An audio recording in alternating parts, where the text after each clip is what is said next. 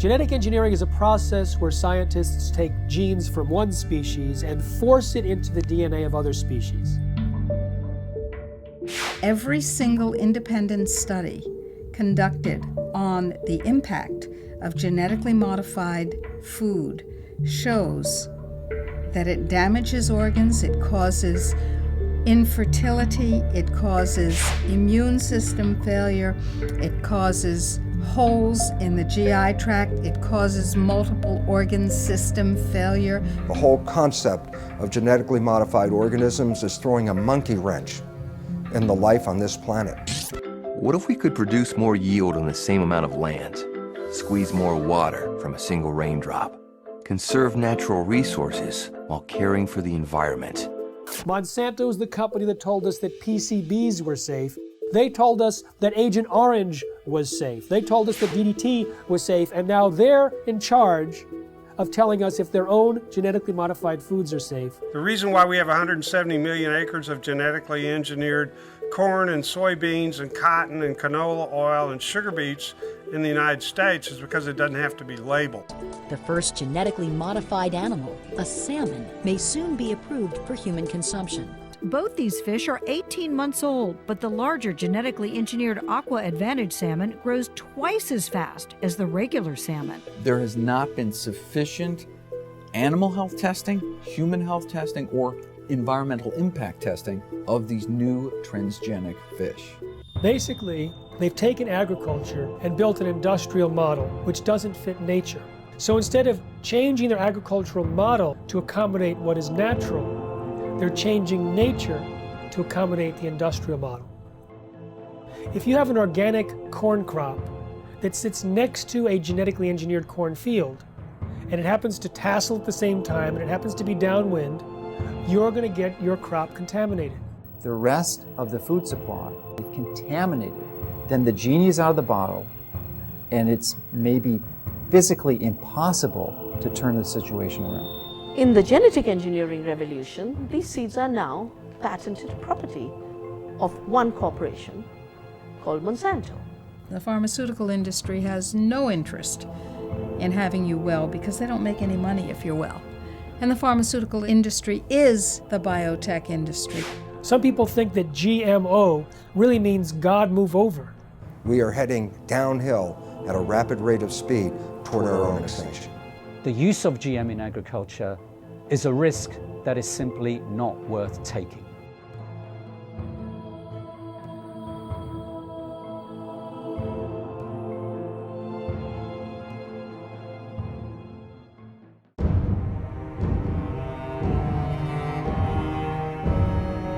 Any scientist that looks into the research or the lack of research on the safety of genetically engineered food comes to the conclusion that these foods should not be on the market. They need another decade or two of research. Monsanto is the company that told us that PCBs were safe. They were convicted of actually poisoning people in their town next to the PCB factory and fined $700 million. They told us that Agent Orange was safe. They told us that DDT was safe, and now they're in charge of telling us if their own genetically modified foods are safe. Because the FDA doesn't require a single safety study, they leave it to Monsanto.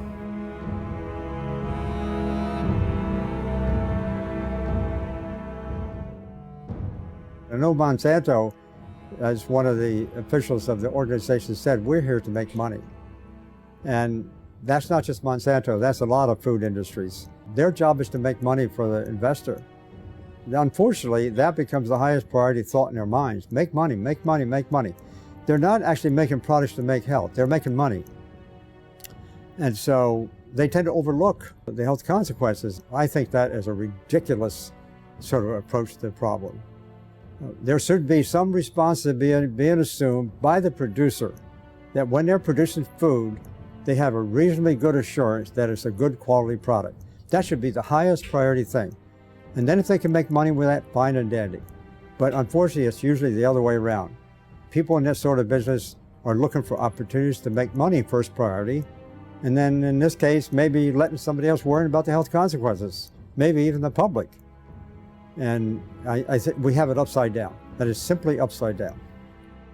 Why did the FDA abdicate their responsibility to protect us? The White House had instructed the FDA to promote biotechnology under the first Bush administration. And so the FDA created a new position for Michael Taylor, Monsanto's former attorney. So Michael Taylor was in charge of policy at the FDA when this GMO policy was created, and then he became Monsanto's vice president, and under the Obama administration was put back in the FDA as the U.S. food safety czar.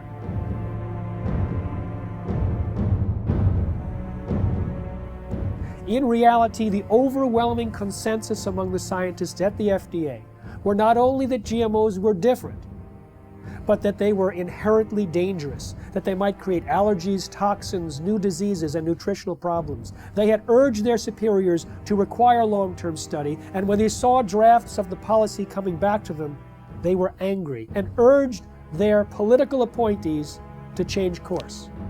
But Michael Taylor and the political appointees ignored the science, ignored the scientists, denied the existence of their concerns, and set forth a policy that allowed GMOs to be put on the market in a way that creates unprecedented risk for human beings and the environment.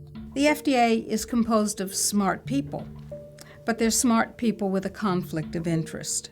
They're smart people who make their decisions based on what will support their financial needs or their academic needs, not what makes scientific sense. What you can do with GMOs is basically engineer food in ways that make it most profitable from the company's perspective. But from the company's perspective, whatever negative aspects of that might exist are simply irrelevant. And more than being irrelevant, the company is motivated to try to suppress knowledge about those negative aspects. The company is motivated to try to suppress government attempts to regulate in relation to those negative aspects.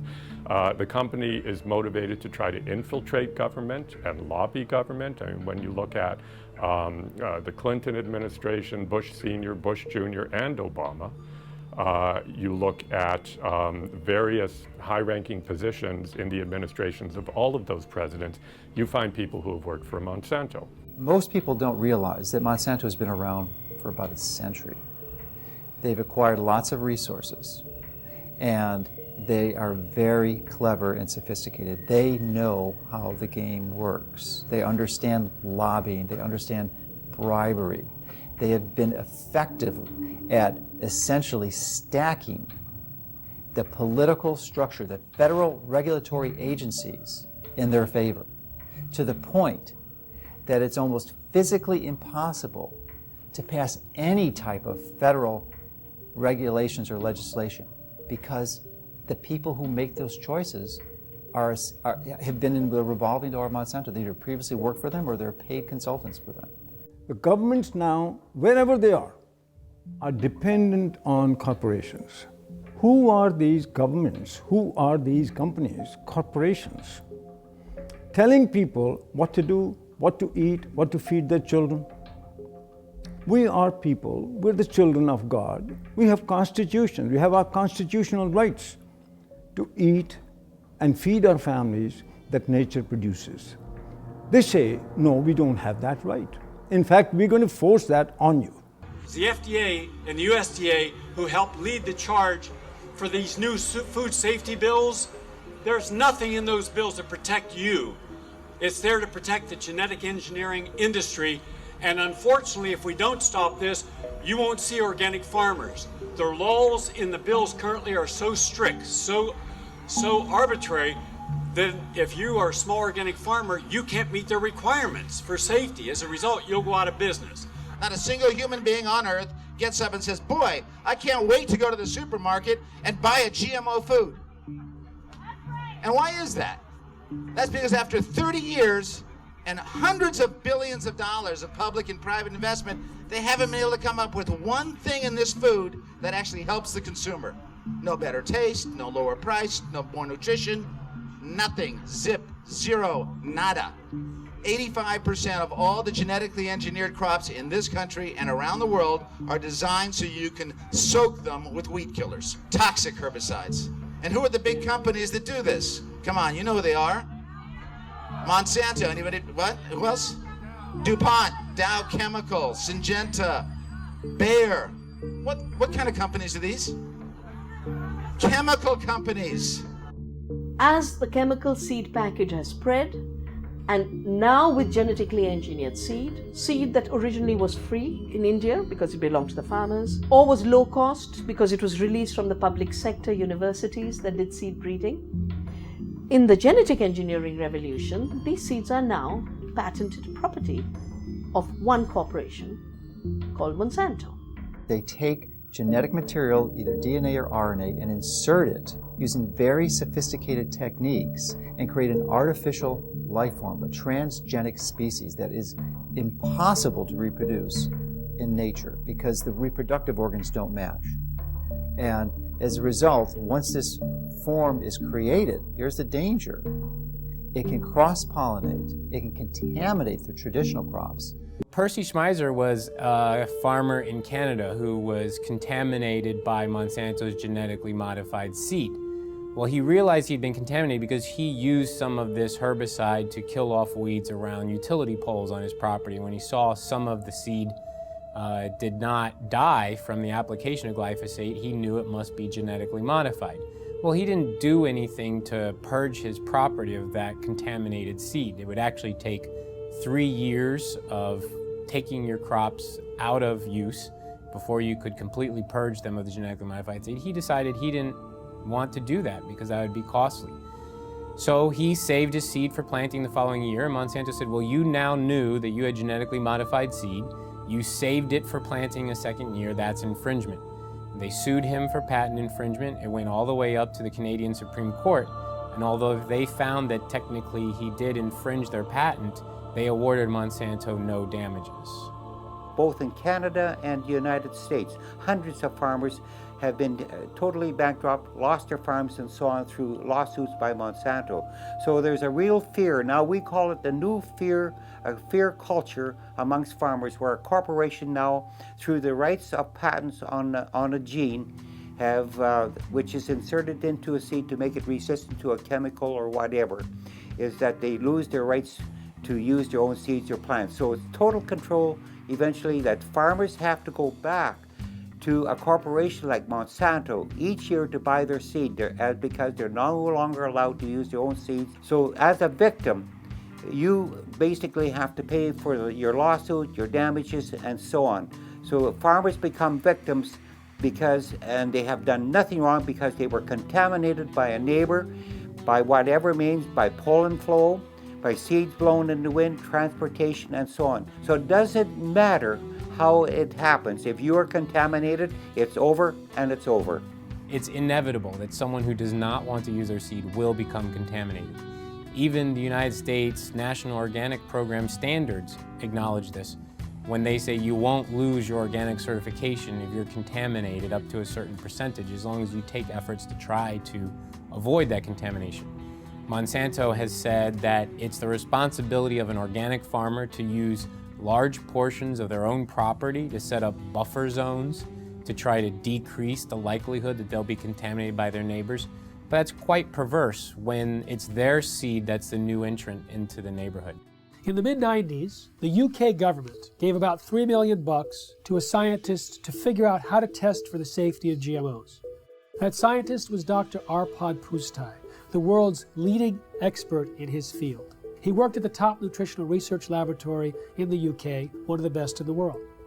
He had about 20 or 30 researchers working with him in 3 different institutes, and his protocols that he was designing were supposed to be implemented into EU law as requirements for the safety assessments of any GMOs to be introduced into Europe. He took a potato that was genetically engineered to produce an insecticide and fed one group of rats the genetically engineered potato. He fed another group of rats natural potatoes, and a third group of rats natural potatoes, plus their meal was spiked with the same insecticide that the GM potato was engineered to produce. So you have GM potato, and natural potato plus an insecticide, and all three had a complete and balanced diet as well. We measured all sorts of things, growth, for example, how these young animals were growing, what happened to their inside, and what happened to their immune system. And it became clear that the GM had a slower growth. It had problems with internal development of its organs, and it certainly knocked out the immune system. Only the rats that ate the GM potato got sick. They had potentially precancerous cell growth in their digestive tract, smaller brains, livers, and testicles, partial atrophy of the liver, damaged immune system in 10 days. What was the cause of that damage? It was not the insecticide, because the group eating the insecticide did not have the problem.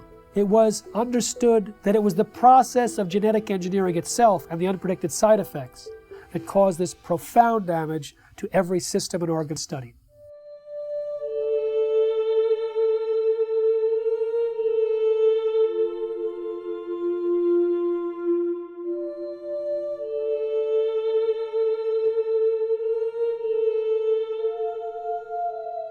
He shared his concerns about GMOs and was a hero for about 2 days at his prestigious institute.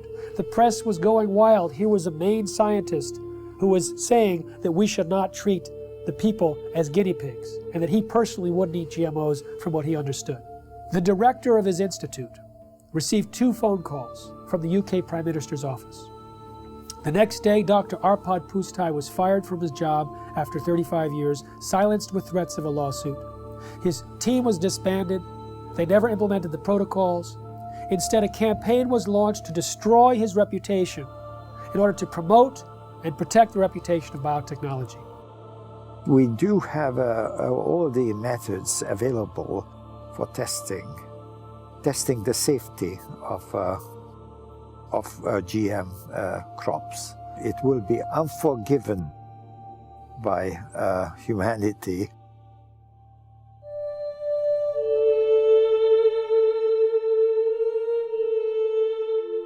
Monsanto scientists found bacteria growing in a chemical waste dump near their factory in the presence of Roundup herbicide. Now, Roundup normally kills bacteria. This bacteria was surviving. They said, great, let's put it in the food supply. So they took the gene from the bacterium that allowed it to survive the Roundup and put it into soybeans. And now those Roundup-ready soybeans can be sprayed with Roundup herbicide, and they don't die, just all of the other plant biodiversity in the ground dies. The active ingredient in Roundup is called glyphosate. Glyphosate was patented in 1964, not as an herbicide, but as a broad-spectrum chelator. It hugs a lot of different minerals that are needed and does not allow the plants to access them. It also destroys some beneficial microorganisms in the soil, which normally provide nutrients to the plant. It also promotes pathogenic organisms in the soil, which then overrun the plant. And so it creates weaker plants, stronger disease, and the disease does the killing. Now, what do the livestock in the United States eat? They eat largely Roundup-ready crops. Roundup-ready soy, corn, cottonseed, canola mash, sugar beet pulp, and soon alfalfa. So a huge percentage of their food intake is Roundup-ready crops. Now remember, Roundup pulls the nutrients out of the crop. It makes them unavailable. So now we have millions of livestock eating nutrient-deficient food. And what do we eat? We eat plants and we eat animals and take their milk. So it turns out it's a perfect storm now, not just for plant disease, but for animal and human disease. When 44,000 secret FDA memos were made public from a lawsuit about the subject of genetic engineering, the director of the Center for Veterinary Medicine made it absolutely clear that GMOs in animal feed had a unique danger. Toxins can bioaccumulate in animals and in their milk. And so if there were toxins in genetically modified feed, then we might have higher levels of those toxins in the animals that eat the feed or in their milk or other products from those animals. All our food, 90% of Canadian crops, American crops now are produced by genetic modification, or at least they're contaminated. with genetically modified corn, genetically modified soybean, genetically modified everything. 95% of all the genetic modifications are done in order to allow the plants to survive more chemicals being sprayed on them and to allow the animals to survive more drugs being put into them. And of course, what happens is that when their genes are changed, our genes are changed by consuming them, just as the superweeds and the superbugs are genetically altered by consuming them. The bug eats the plant, its genes change. The animal eats the plant, its genes change. We eat the animal or the plant, our genes change.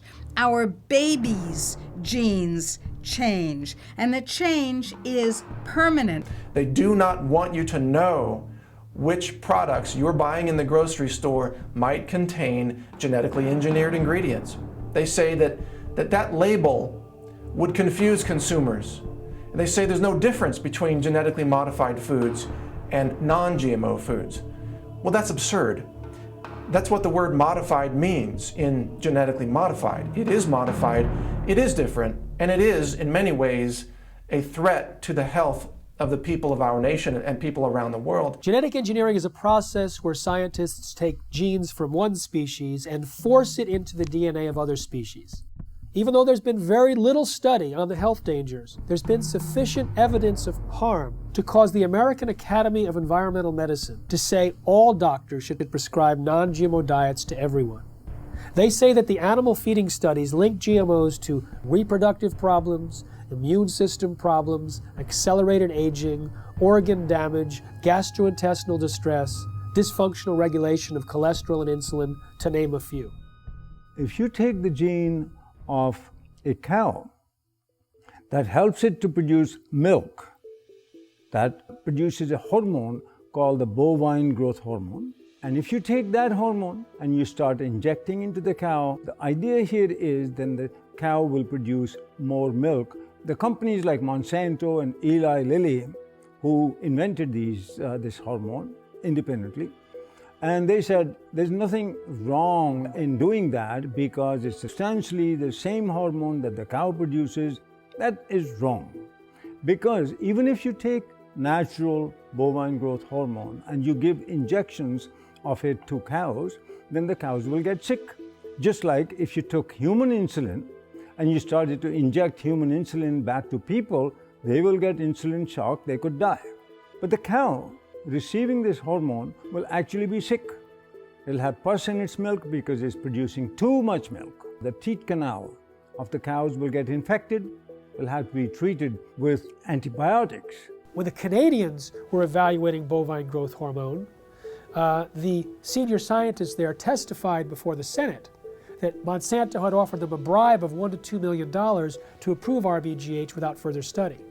They say documents were stolen from a locked file cabinet in the government's office, that they were being pressured to approve the drug, which they thought was of questionable safety. What we have is rigged research, hijacked regulatory agencies where many people at the agency, at the FDA, that was approving this bovine growth hormone were from Monsanto. Monsanto's former attorney, 2 former researchers. In fact, Richard Burroughs, who was an independent veterinarian working at the FDA, he was fired. He was told he was slowing up the approval process. Well, he sued and was reinstated back at the FDA, but during the trial, his boss admitted that the whole thing was a setup to get him out. He was in the way of the approval of bovine growth hormone. In the U.S., there's evidence that articles have been published that scientists who do any research on that possibly could show negative results of genetically engineered crops are harassed. They are denied funds. The universities that depend on industry money are pressured to not allow this or to discourage this kind of research. Monsanto's own research shows that when rats were fed this BT corn, they had signs of toxicity in the liver and kidneys. When genetically modified soybeans were fed to rodents, we've seen changes in the testicles changing from pink to blue, changes in the sperm cells, changes in the uterus and ovaries, in the DNA functioning of the embryo offspring. In 2001, a small California biotech company called Epicite patented a gene, which causes both men and women who eat it, in the form of any product, to produce antibodies to sperm. If the men eat the Epicite gene, they produce antibodies to their own sperm, rendering them irreversibly sterile. If women eat the Epicite gene, when they have intercourse, their bodies produce antibodies to the sperm that has been deposited, and they become infertile through the destruction of the sperm. Now, DuPont and Monsanto formed a joint venture, purchased the Epicite firm, and, quote, commercialized the Epicite gene. Do you want to know if the food that you're eating contains the Epicite gene? Sure you do. How about the food that your children are eating, or your grandchildren? Sure you do. We've seen smaller babies, a death rate that's 5 times that compared to controls. Sterile babies, even babies with hair growing in their mouths. And this has been done by government scientists as well as independent scientists who are at the top of their field. Pay close attention to what you're about to see. These rats have been fed with transgenic corn during their entire life cycle. The tumors they suffer from are enormous. The study that revealed the effect of the GMOs on the health of these rats has just been completed. It lasted for 2 years. We spent over a year trying to obtain transgenic corn because no GMO manufacturers were willing to provide them.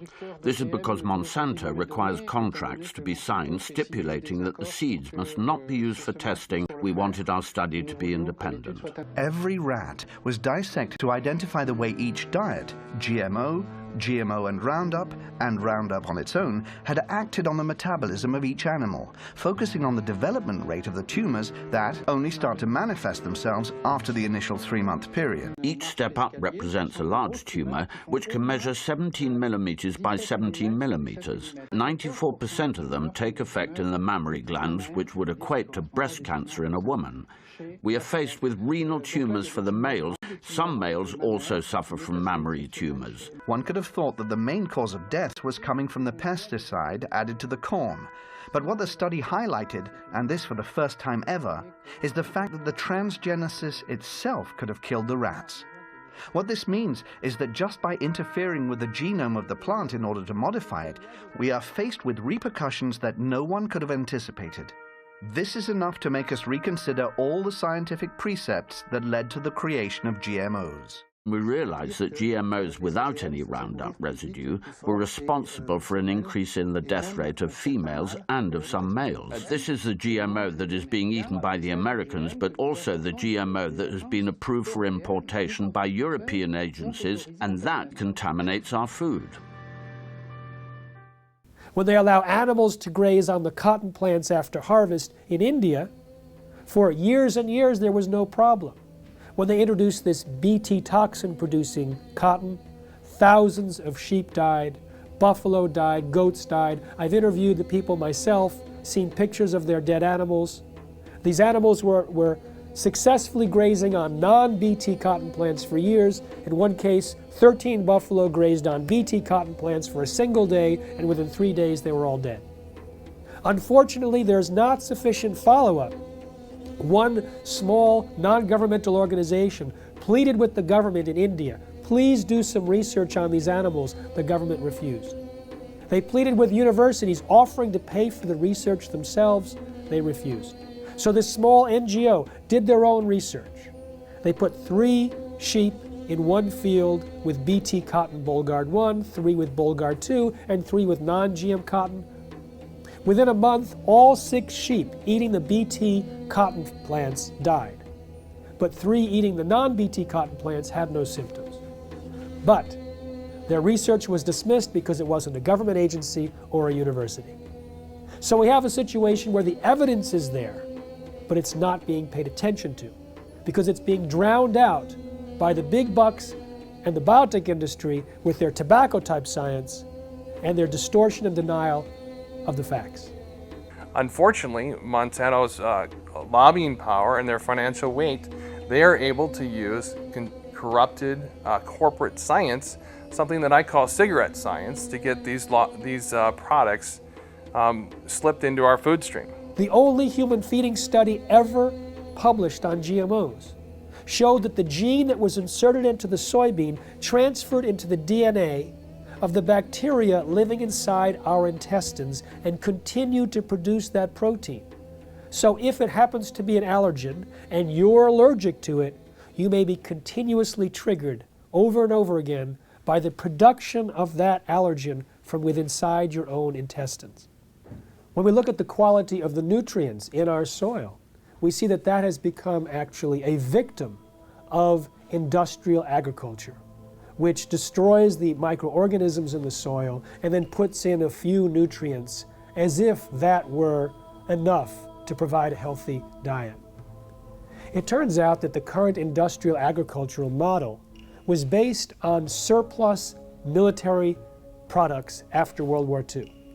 They had extra bomb-making material that worked as fertilizer, so they created the synthetic fertilizer industry. They had excess nerve gas that they could use as insecticides, so they created an insecticidal industry.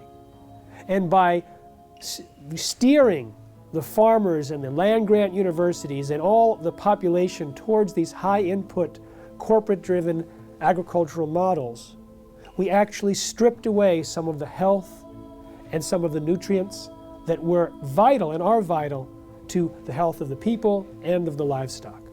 The plant's ability to absorb nutrients out of the soil is restricted with GMO seeds and plants. And that's why the nutritional value is going down. And that has become a very big concern. And there's a very big concern that many of our foods that we eat, nutritional value contents have to be rechecked because it has changed. It alters the structure of a plant when you put a GMO gene into a plant. So you no longer have the same type of plant and you've changed the makeup. Monsanto is the only company I know of that doesn't want you to know you're buying something that has their technology inside it. You know, cell phones, computers, automobiles, everything else we purchase, clothing, is branded because everyone wants to know, they want consumers to know that their product is inside whatever you're purchasing. But Monsanto wants that to be a secret. If you go and purchase any of their bags of seed and you look at the back, there's a big, huge box with a big stop sign. And when I first saw this, I thought that meant stop, this seed is dangerous. Don't swallow it, wash your hands after you've touched it. No, all those health warnings are lower down the bag in smaller font.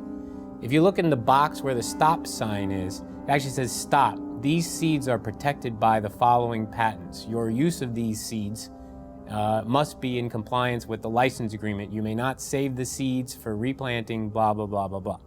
So they object to labeling of food that consumers buy, but they have no problem with labeling their own product with all of their patent numbers. So there's some things that they want the public to know and other things that they don't. Traditionally, the proponents of genetic engineering have stated that there's relatively no risk or essentially no difference between genetically engineered plants and products and conventionally raised products. Well, new studies dispute this quite widely. There was a study done last year in the Journal of Reproductive Toxicology that showed that over 93% of genetically engineered toxins were found in the blood of pregnant women and 80% in the fetuses. So this potent crop toxin is being transferred into the population. Genetically modified soybeans has as much as 7 times the amount of a known allergen compared to non-GM when the two are cooked. With corn, there's a gene that's normally shut off in corn, but it's switched on accidentally in Monsanto's corn, and that gene produces a known allergen. There's also more herbicides used on these genetically modified herbicide-tolerant crops like Roundup Ready soy, and the excessive herbicides might promote allergic-type reactions. Peer-reviewed studies show that there's an association between heavy GMO consumption and serious health problems, including asthma and food allergies. There's also a damage to the pancreas and the production of enzymes that are used for digestion in mice that are fed GM soy. If we take longer to digest proteins, then that means eating genetically modified soy might cause us to be reactive to a wide variety of foods, not just to GM soy. The real risk here, the real concern is that these threats to the food supply are validated, and there is the GE crops are the predominant crops, and they've contaminated the rest of the food supply, then the genie is out of the bottle, and it's maybe physically impossible to turn the situation around.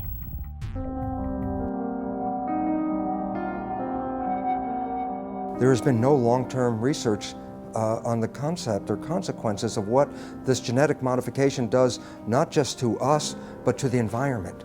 And right now, from all the research that's showing up, it says this has a very negative and profound effect on destroying the environment in which we live. So therefore, I find it senseless that the government would support and condone genetically modified foods without even having the basic research to understand the liabilities involved in creating these monster organisms and putting them into our world. The conversation in Europe and in countries in South America and in Asia is much more sophisticated in terms of its understanding of science, the importance of independent peer-reviewed science that isn't contaminated or corrupted by corporate influence. Here in the United States, you know, the birthplace, the bedrock of the free market system and democracy, we are having our rights corrupted by corporate influence. The major impact that Monsanto has, their ability to get their products approved with minimal scientific oversight and minimal review of these products for human health testing is really an abomination. The entire scientific foundation underneath genetically modified organisms is false because organisms are not genetically determined. And when we understand that, we recognize that the only way to create crops that will benefit humanity is to understand nature herself and learn to live in harmony with it. And this is a completely different approach than humans have had for the last couple hundred years, where we always thought, oh, humans' job was to control and dominate nature. In that process, we are now leading the world into the 6th mass extinction of life on this planet. 5 times in the history of this planet, life essentially got wiped out and started all over again. The 5 previous mass extinctions are attributed to things like comets or asteroids hitting the Earth and destroying the environment. We are now deep into the 6th mass extinction of life on this planet. We are losing species of organisms faster than even in the previous 5 mass extinctions. But the source of the problem is much closer to home than a comet or an asteroid. Science has recognized that it's human behavior that is undermining the web of life. Rather than trying to control nature, our mission is actually how to learn to live in harmony with nature. The FDA, which treats the American people as slaves, knows that if people knew the truth about how healing their foods can be and how dangerous the processed foods really are with all their chemical contaminants and their genetic modification, if people knew the truth, they would demand food freedom. They would demand access to healing herbal therapies and healing dietary supplements. They would demand that the FDA back down from its intimidation campaigns that have been leveled against producers of dietary supplements and herbal remedies and raw dairy products and so on. The people would demand that if they knew, and that is why they are kept ignorant under this campaign of disinformation currently being waged by the FDA. I've been vigorous in my opposition of these strategies that these large corporations use to use their influence for their benefit. And as a result of my positions, I'm frequently criticized by their own local networks, the skeptic networks and such. And they're also their ability, because they are so politically connected, to use the federal regulatory agencies to come after me personally, to file claims against or statements against my company, and also to criticize me such that it can be viewed in most of the traditional media to skew the information, the truth of what we're saying. They twist the tables. It looks like we're the bad guys when actually nothing could be further from the truth. We're just seeking to help people understand what the true reality here is, and give them the tools to make that distinction and give them the right to know. In the early 2000s, Monsanto and the biotech industry vilified a scientist for his linking of Bt corn to a decrease in monarch populations. 2 years ago, another research paper came out confirming that yes, Monsanto's Bt corn and their Bt cotton products were actually reducing the habitat of monarch butterflies. Monarch butterflies are the canary in the coal mine on the prairies in the Midwest. Of the major impacts, the negative environmental impacts that these products are having. The large-scale cultivation of GMO crops can harm biodiversity in a number of different ways. One is that in the case where the crop is engineered to be tolerant to a herbicide, such as Roundup or glufosinate, then the application of high doses of these weed killers destroys the weeds upon which other organisms normally would be consuming. So the insect population is reduced, and then there isn't the insect population upon which the birds are also consuming.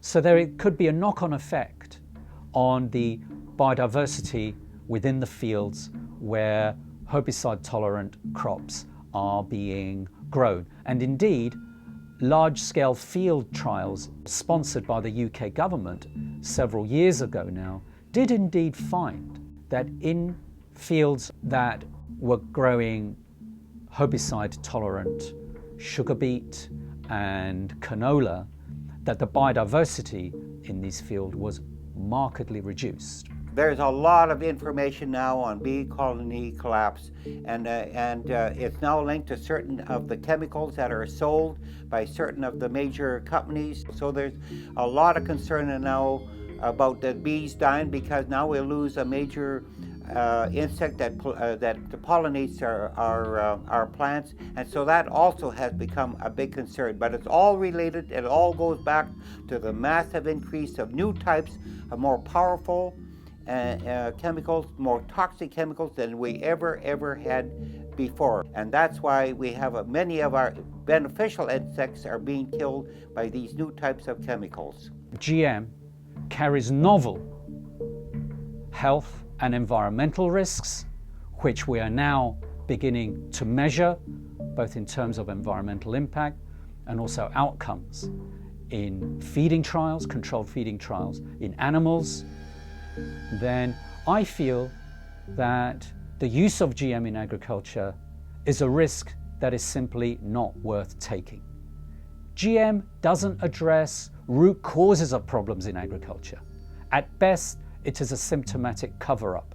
No genetically modified crop can grow unless it's attached to some kind of a pesticide. Those pesticides, more and more, are in these plants. They may have killed the weeds, they may have killed the insects, but the product is still on the plants. And if it's washed off, then it's in the water, it gets into the lakes, it gets into the oceans, it's everywhere. And it's toxic, it causes cancer, it also causes endocrine disruption. That's a technical term for change of hormones. They don't even want to label that this is genetically modified. The milk is genetically modified, or the crop is genetically modified. They say, if we label that, we won't be able to sell it because people won't buy it. Of course, people won't buy it because people don't want it. We have thousands of different varieties of any given food crop you can mention. And by simply dipping in to this already existing reservoir of varieties of crops, resurrecting old crop varieties which have been displaced, could readily meet our food needs without having to resort to the risky procedures associated with GM. What is an herbicide-resistant crop It's a crop that you can spray the hell out of it with a toxic chemical and it won't die. It kills everything except that particular crop. And so you have the ability not only to sell the seeds to the farmer, you're going to sell them the companion pesticide. So you get two sales for one, and they're going to have to come back to you every year and get them because once you start applying these poisons on this scale, your farmland is so devastated that to convert to organic, for example, is economically difficult. The most comprehensive analysis of GMOs shows that they actually reduce yield. But sustainable technologies, they can increase yield by an average of 79%. What BT corn does and BT soy does and what Roundup Ready does is it decreases labor. It's labor saving, as if we need less farmers in this country. And we have a limited planet, so more people farming is the key to higher yields, not chemicals. GMOs are stealing the money away from these more appropriate technologies. We have more food per person than any time in human history. We have enough food grown to feed 11.3 billion people. What we don't have is the ability for people to access that food, and so it's not a silver bullet of increased yield that the biotech industry tries to sell us. The ISTAD report proved that organic and sustainable agriculture had the same and higher yields than conventional, chemical-intensive, genetically engineered crops. These herbicides are actually having a major impact in killing the beneficial soil microorganisms in the soil, which actually not only add to the yield gains, but also the nutritional value of these plants. Cotton production has increased in this country because of acreage, not because of the BT technology. Rice and wheat production increased in India because of irrigation acreage. Land and water account for it, not the seed and the chemicals. In fact, the seed and chemicals have created a scarcity. First, the new seeds had to be grown as monocultures, so you had less food. Today, we are importing pulses from Canada, from the United States. Very vital to a vegetarian diet. We're not growing pulses because our monocultures have no place for pulses. Pulses give you free protein. Pulses give you free nitrogen fixing. All of that was wiped out. Oilseeds, farm trees, agroforestry. The water use of this so-called Green Revolution was 10 times more compared to equivalent farming systems. One huge problem with the GMOs is that they have completely blown out conventional breeding in our land-grant colleges. And we only in this country have 10% of the vegetable seeds that were available to our forebears 100 years ago. Our seed stock is going down the toilet, and we can't even use our land-grant colleges to breed in a standard way because there's no money for it. And that is a huge, huge, huge threat to the future of agriculture, to lose the skill of breeding standard, which is in fact what all that food you see on your grocery shelves, all those vegetables came from thousands of years of farmers sharing their seeds. As a result of the loss of beneficial soil microorganisms, not only have the yields gone down, but there's been a dramatic increase in the rise of crop diseases, which are infecting corn and soybeans in the U.S. We're sacrificing, our soil just because it's an easier way to farm. And trying to convince ourselves it's more economical, but it's not. I'm seeing neighbors' fields who've been doing this stuff for 15 plus years. They can't get rid of a lot of weeds now. These weeds are getting resistant to the glyphosate herbicide, so farmers are upping rates, more herbicide. But then all of a sudden that's not doing it anymore, so you have to switch herbicides. So now the soil is just more and more and more full of poison. So there's going to be more sickness in that field. It's going to be more susceptible to diseases, insects. It won't make it through drought periods as long. The same crops side by side, right across from each other. The natural plants are going to make more over time. And you have a soil that you continue to poison, nature's going to win. In 2006, Cornell University released a study on soil degradation that stated by the year 2050 that 30% of the land that's already cultivated will be unfarmable. Now, the thing about Roundup and glyphosate is that it stays in the soil for months or years. and it continues to cause the reduction of available nutrients and the promotion of these diseases. And so people like Dr. Don Huber from Purdue University, have identified more than 40 plant diseases that are on the rise in the U.S. because of the overuse of Roundup and other glyphosate-based herbicides. Now, it pulls these nutrients out of the food supply for months or years. According to Reuters, in 2007, there was about 184 million pounds of glyphosate herbicide used in the United States. Now that's one of many, many years, hundreds of millions of pounds, which means hundreds of millions of pounds of nutrients have been tied up and taken out of the food supply. When we have a company like Monsanto that says, I don't care what nature says, I'll create the crops that I want, and we look at what happens, we see another step, another process in our own demise. This is a very powerful enemy, a classic David versus Goliath challenge. And there's the only way we have any approach, any possibility of ever winning this thing is if we work together as a cohesive group. The whole concept of genetically modified organisms is throwing a monkey wrench in the life on this planet. And until we change that, we are heading downhill at a rapid rate of speed toward our own extinction.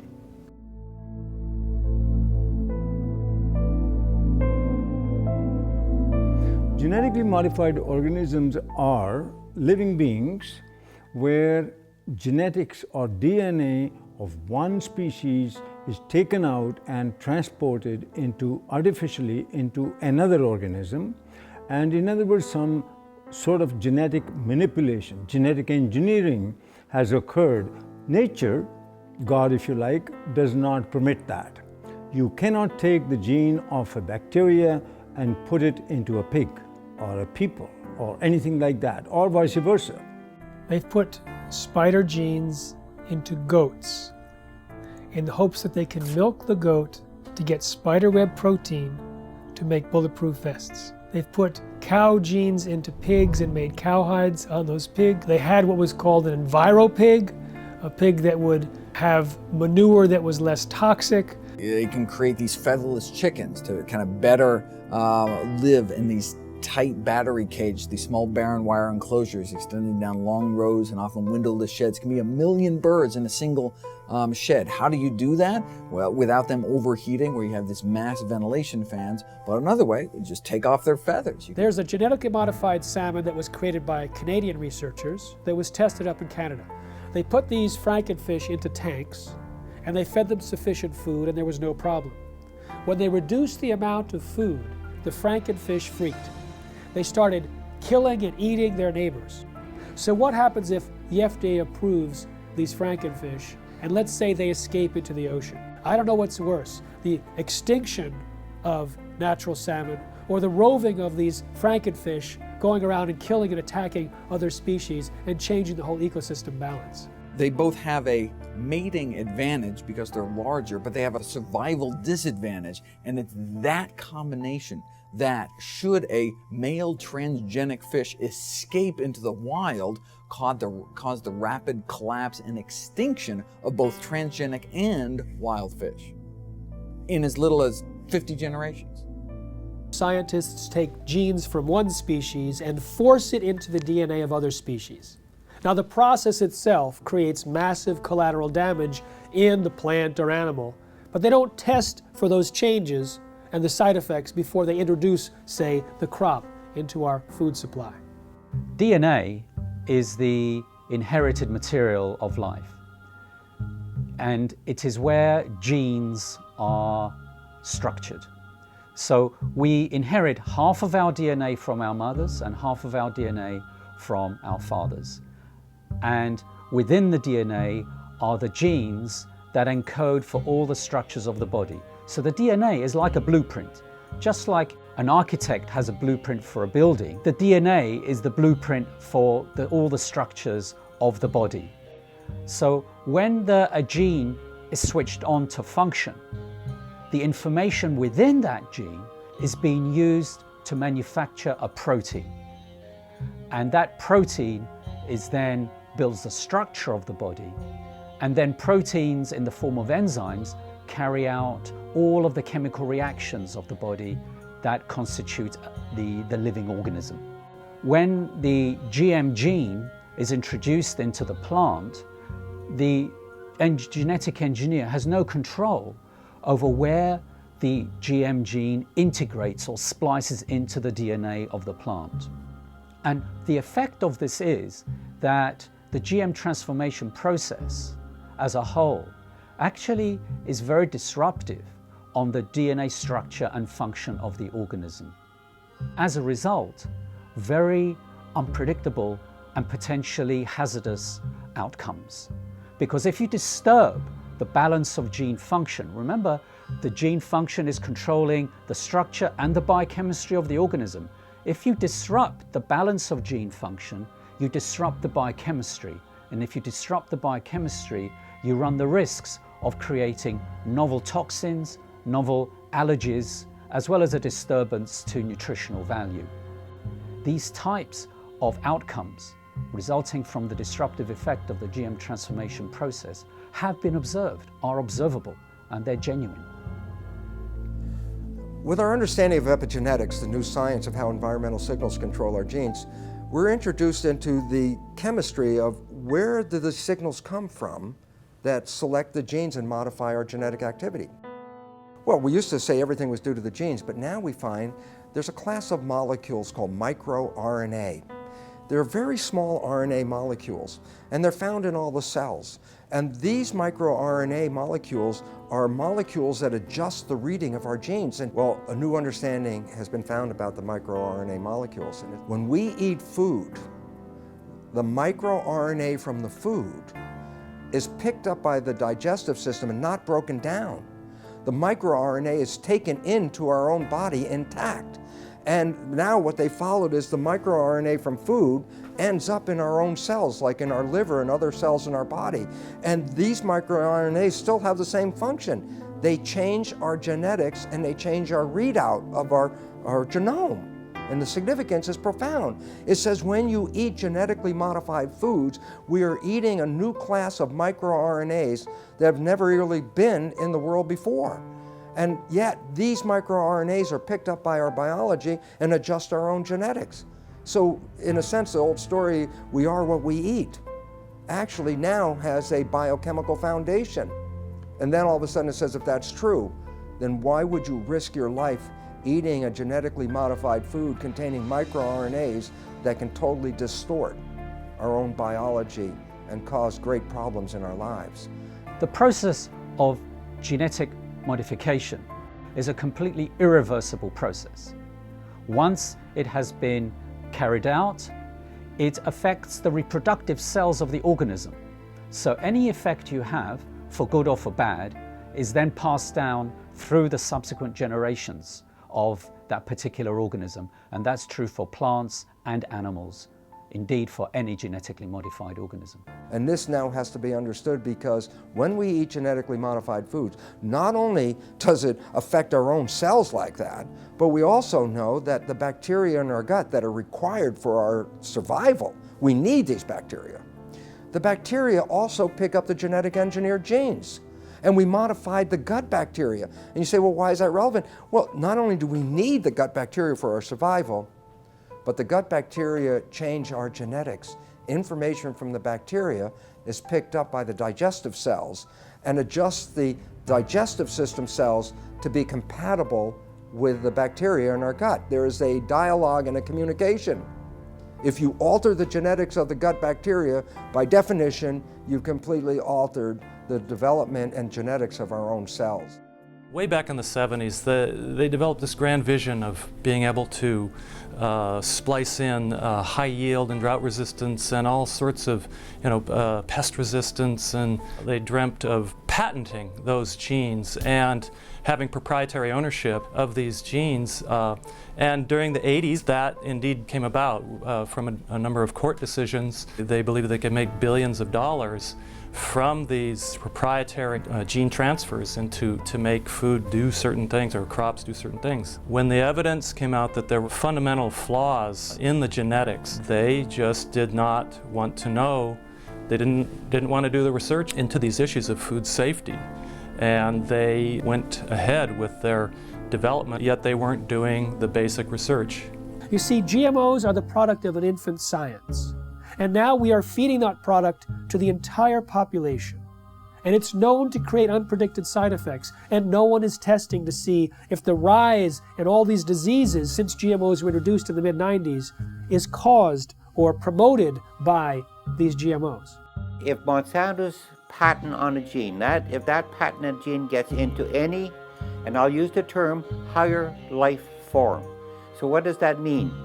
Birds, bees, animals, and the question I have to ask, what about human life?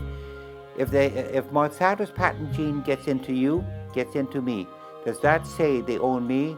Do they own you? These are all questions that that the courts and our governments will have to address. How far does the patents on genes on life go? There have been over 140 lawsuits filed by Monsanto against farmers, including against those farmers who wanted nothing to do with Monsanto's genetically modified seed. When you ask Monsanto whether genetically modified seed is natural, they have two answers, yes and no. And it depends on which side of Washington, D.C. they're talking. If they're at the FDA or the USDA, they say genetically modified seed is absolutely no different than natural food. It doesn't need to be tested, doesn't need to be labeled. The public doesn't need to know if their food's been genetically modified because it's no different. Then when they're on the other side of Washington, D.C. at the patent office, and the patent office is saying, well, you don't deserve a patent because your seed is no different than natural food. They say, oh no, it's not. It's completely different. We've invented something brand new. It's radically different and it's so inventive we deserve not just one patent, we deserve entire portfolios of dozens and dozens of patents. Because the United States was the only country in the world, still is, that allowed genetically modified organisms or any organisms to be patented. Up until then, living organisms or their products could not be patented. So the patent for insulin, genetically modified insulin produced in the E. coli bacteria, was given to Eli Lilly. Monsanto got it for RBGH, the bovine growth hormone. I have a book called Corrupt to the Core. In that book, I describe, by quoting from a published speech by a Monsanto executive, saying how they're going to control the whole world. Not just by genetic modification, but they're going to take charge of the whole world by influencing the White House, the Whitehall, the French Parliament, and Canadian Parliament, and the Japanese Parliament. This is published information, how they're going to control the whole world.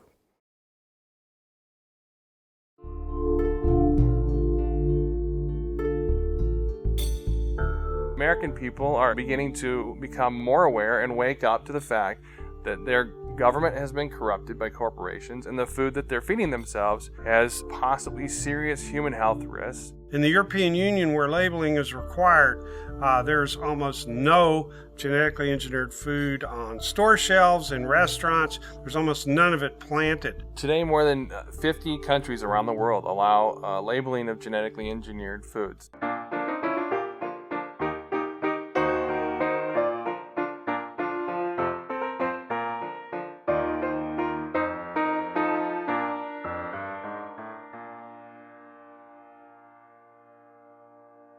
The FDA has received over 1 million comments from citizens demanding labeling of GMOs.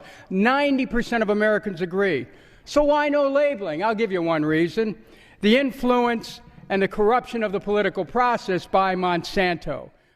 If you have an organic corn crop that sits next to a genetically engineered corn field, and it happens to tassel at the same time, and it happens to be downwind, you're going to get your crop contaminated. In fact, even the seed stocks are becoming contaminated. I should have the right to be a conventional farmer. You should have the right to be an organic farmer if you're right. But if we have GMO farmers, you no longer, remember this, you no longer can have an organic farmer, you can no longer be a conventional farmer. You'll become a GMO farmer whether you like it or not. An expert at air pollution calculated how far corn pollen could travel in 24 hours, which is the maximum time that it can remain viable to cross-pollinate. It could travel under certain weather conditions over 500 miles. They want the public to sit down and not think about what happened before this piece of meat got on my plate. What happened before this glass of milk sat on the table? We have an ethical responsibility, I believe, not just to other humans and to the future generations. We have an ethical responsibility to all living creatures. We have increasing numbers of retarded and autistic and genetically damaged people among us. We have increasing numbers of lethal allergies and potentially lethal allergies that coincide with the introduction of genetically modified food. We have increasing amounts of autoimmune problems. We have increasing amounts of pretty much everything. The pharmaceutical industry has no interest in having you well because they don't make any money if you're well. And the pharmaceutical industry is the biotech industry, and it is the agrochemical industry. Thousands of doctors are now prescribing non-GMO diets to every patient. In fact, the American Academy of Environmental Medicine urges all doctors to do so. They evaluated the animal feeding studies and said that there's a causal relationship between GM feed and disorders. And they urged the government to put a moratorium in place on GMOs, and of course, therefore labeling. My God, we are the sickest of the major countries in the world, and we're also becoming the dumbest of the major countries in the world. And the significance about that is, what a coincidence. This is the motivation of a government, and this is exactly where we are. A country like the United States has 20% of its GDP spent on healthcare costs, on trying to cure chronic disease. We're giving vaccines in children. We're giving all these other drugs, bad food, pesticides, hormones, everything getting into the system in animals and people. This is going to drive countries bankrupt. We're talking about people whose lives are either terminated through preventable diseases which were not prevented, through the toxification of their bodies by toxic food. Total population of the world is about 7 billion now. They're saying by 2050, the population will grow to approximately 9 billion. And these companies and the governments all over the world are saying the amount of food in the world will have to be increased to twice the amount. The biotech industry is promising to feed the world with crops that'll have higher yields, even though it's not the amount of food right now that's the critical issue, it's access to the food. And access to the food is largely an economic issue. There's no shortage of food. This is purely due to corruption, because corrupt people in power won't let poor people have their share. Now, since GMOs were introduced, there has been a dramatic increase in infertility in the United States. But there's significant evidence both in laboratory animal feeding studies as well as livestock experience to point a finger at Roundup-ready crops as a potential cause. The newest information of a study just published a week ago shows that these toxins in the food have actually been associated with an increased intensity of obesity, and this is found in salmon and rats. And there are other suggestions that they produce long-term imbalances in fertility rates, in hormonal levels, and immune function, and the ability to digest foods. Big agricultural and chemical companies don't want to label GMOs. What these corporations say is that labeling GMOs will increase our food bills. What I say is if they're so concerned about our bills, then they need to focus on a bigger price tag, and that's our healthcare costs. And we're not just talking about the cost of medications here. How about the cost of missed work and lost productivity when parents have to rush their child to the emergency room or to a doctor's office? And for the children, how about the missed school and summer camp? We're talking about the emotional and societal cost played out over and over again, hundreds of thousands and millions of times over. So these companies that are promising us to have abundant food, bring prosperity. They're lying, and the governments are with them. I think if you really want to know the true story about what corporations are doing in our society, about the various harms and dangers that they present, you can't rely on mainstream media. You have to go deeper and you have to go further. That's going to be a very important piece in us moving forward. The fact that we do have those sources of investigation that are not beholden to corporations or corporate media, and that we do have a mechanism in the internet for disseminating them broadly. We have this sort of common enemy that has allowed the profession, the healthcare professionals and the journalists and a whole variety of individuals and media sources who you wouldn't think would be aligned, and typically many of us have disagreements on certain issues, but we've all come together to realize that this is a very powerful enemy, a classic David versus Goliath challenge. And there's the only way we have any approach, any possibility of ever winning this thing is if we work together as a cohesive group. So what you see is Monsanto genetically contaminating crops, monopolizing seed and destroying biodiversity, turning farmers into serfs through this indebtedness, corrupting government, undermining law and regulatory process, and worst of all, polluting scientific knowledge. They're polluting genetically, they're polluting politically, and they're polluting epistemically. They're even stealing our minds. Through the food we eat, through the television and programming and the news media we receive, that information alone constitute what you might call the nocebo information. That negative information about the world is causing us to become sick. The food we eat exacerbates that same problem. We are living in a situation where we must take back our own power. They can surround the Congress, they can surround the congressional offices back in their district, they can surround the Monsantos and the city groups. And that's what they got to realize, that that's the first stage, because people showing up and massing together with agendas and with good artwork and signs and music scares the hell out of these politicians and their corporate masters. Let's use the power of government to support what we want, which is to have choices. Stand up that you should have the right, a human right to grow the foods and crops that you want. Americans have a right to know if their food is genetically engineered. It's time for labeling. It's time for people to know how their food is being produced. It is completely pro-capitalist to have things labeled. That's where you know what you're getting. And if the consumer over and over and over again says they want to know, they want the choice. But producers are freaked out because the choice is not going to be for them. We have to start now and not let more contamination exist and more danger to human health and the environment to the massive use of chemicals. So by stopping GMOs and eradicating GMOs, you'd also then stop less chemical use and more danger to the environment. And all of us are very concerned about human health and the environment. What's going to get your children through this and your grandchildren's generation? What are we handing off to them? What are we passing down to them? If the earth is us and it's our greatest legacy, what are they inheriting? And if you care about what you put in your body, you'll create as much of your own food supply as you can while you still can. Save seed, grow heirloom foods without any chemicals.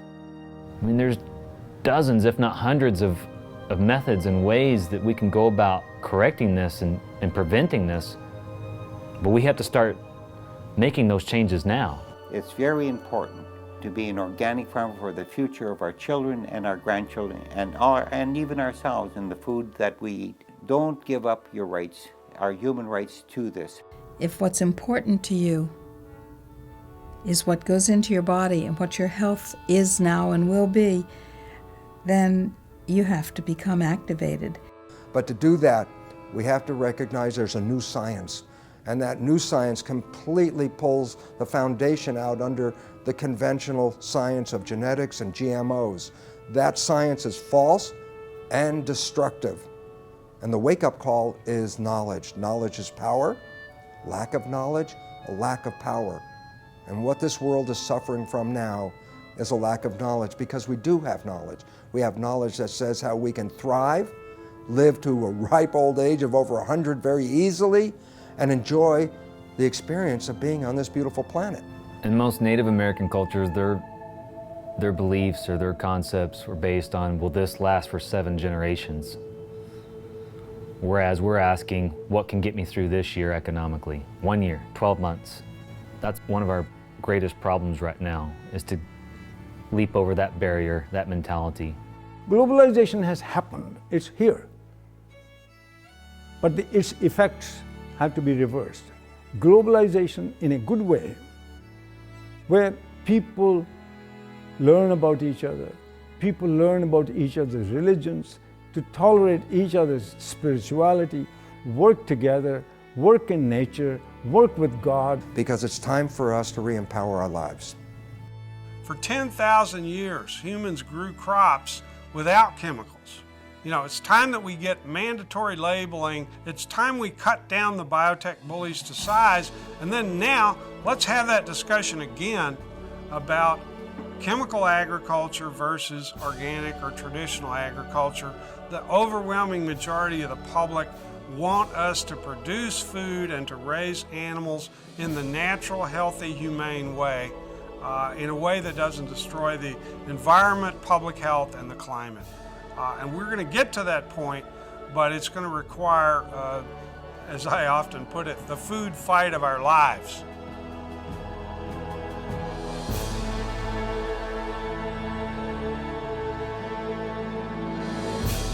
I'm looking at the food that's in the grocery store. They say it's safe, everybody eat more.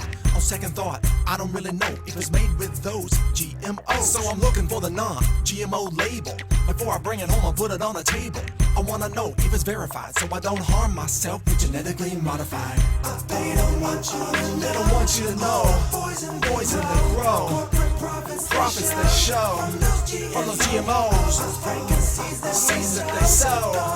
Gonna hurt us, we know. Told them to go. Say GMO, no. Hey, look. I don't wanna eat poison. I don't want gene mutations at my dinner reservations. It's a food abomination. What they're doing to this fast food nation. They take artificial gene combinations, inject them in seed variations so they can grow their frankenfood imitations, while the side effects cause medical patients. Keep the profits alive while they're spraying on the food with name brand herbicides, and all the while they're spreading their lies. Monsanto destroy a farmer's lives, and the FDA just keeps it all going, saying it's safe even though they all know it's just poison, stealing away your life, and that's what you eat, genetically modified. They don't want you to know. Poison that grow. Profits that show. GMO, no. Seeds that they sow. Gonna hurt us, we know. Told them to go. Say GMO, no. FDA scientists said that GMOs might create allergies, toxins, new diseases, and nutritional problems. Allergies, toxins, toxins. And they said, no testing necessary.